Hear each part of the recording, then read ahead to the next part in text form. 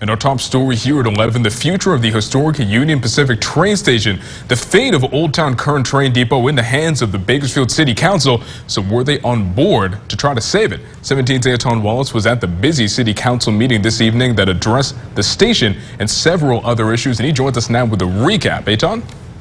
Moses, good evening. Council members took on several items this evening, from the proposed budget to police reform and, of course, to what comes next for that historic site on Sumner Street. It's been around since the late 1800s, but Old Town Kern's Union Pacific Train Depot on Sumner Street could have its days numbered. The owner, Union Pacific, announced plans earlier this year to demolish the site because it is physically in disrepair. But on Wednesday night, Councilmember Andre Gonzalez called for the site to be saved. This is one of our very few historic sites that we have in our community, and I think we can all agree upon that it is a treasure and has been an asset for us in our community.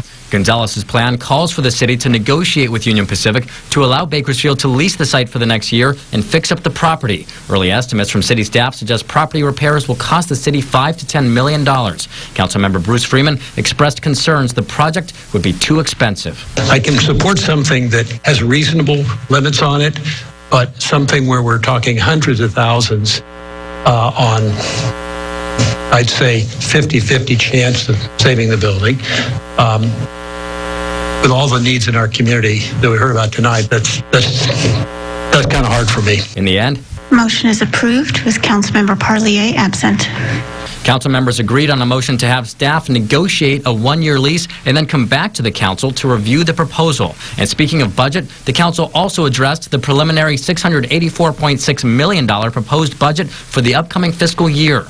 Of that, $133.6 million is allocated for BPD and new hires. They include 28 new sworn officers and 17 new civilian employees. While there were a limited number of attendees who expressed support for this plan, you can't have a good future without law enforcement. The majority in attendance argued otherwise. How is adding 45 cops going to combat current issues? Let me ask that.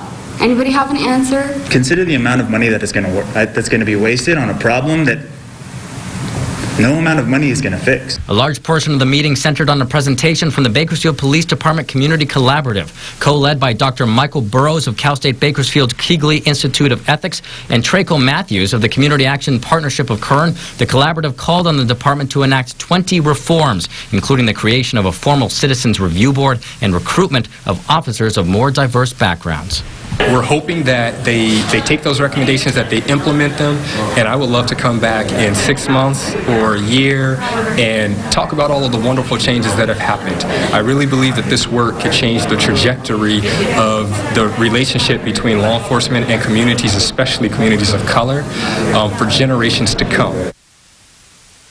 Now, on top of all of that, the council also voted to approve an additional 97 body cameras for the police department. In studio, Anton Wallace, 17 News.